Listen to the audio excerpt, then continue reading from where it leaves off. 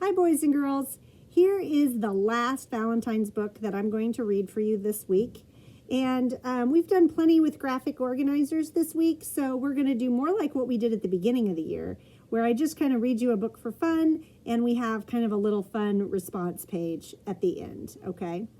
So this one's called I Love You, Stinky Face, and it's a pretty sweet story, even though it might sound kind of naughty. So I hope you like it.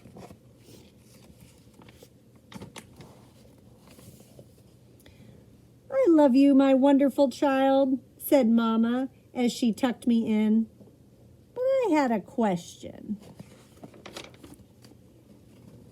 Mama, what if I were a big, scary ape? Would you still love me then? There he is, looking like a big, scary ape. If you were a big, scary ape, I would comb your whole hairy self to make sure you didn't have any tangles. And I would make your birthday cake out of bananas, and I would tell you, I love you, my big, scary ape.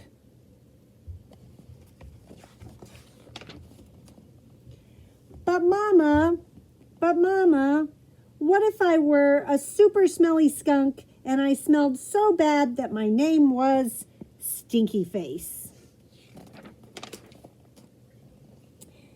Then I would give you a bath and sprinkle you with sweet-smelling powder. And if you still smelled bad, I wouldn't mind. I would hug you tight and whisper in your ear, I love you, Stinky Face. But Mama, what if I were an alligator with big sharp teeth that could bite your head off?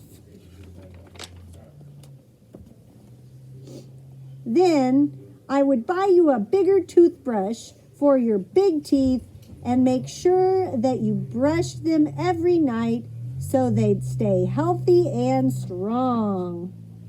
And if you had a sore throat, I would stick my head right inside your enormous jaws to make sure you were okay. And I would say, I love you, my ferocious alligator. But Mama, what if I were a terrible meat-eating dinosaur with razor-sharp claws that ripped my sheets to shreds every night while I slept? Then I'd give you plenty of meat to eat, if that is what you liked, and I would sew your sheets back together every day because, after all, ripping them would be an accident. And I would tuck you into your newly mended sheets every night and say, I love you, my sweet, terrible dinosaur. But Mama, what if I were a swamp creature with slimy, smelly seaweed hanging from my body and I couldn't ever leave the swamp or I would die? Then I would build a house right next to the swamp and I would stay with you and take care of you always.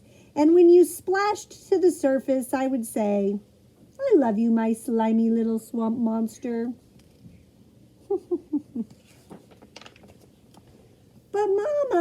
But Mama, what if I were a green alien from Mars and I ate bugs instead of peanut butter? Then I would dress you in colors that showed off your nice green skin. And I would pack your lunchbox with beetles and spiders and ants and grasshoppers and the tastiest bugs you ever had. And I would pack a note with all the bugs that said, I love you, little greenie. Bon appetit. Yuck. But Mama, what if I were a cyclops that had just one big gigantic eye in the middle of my head?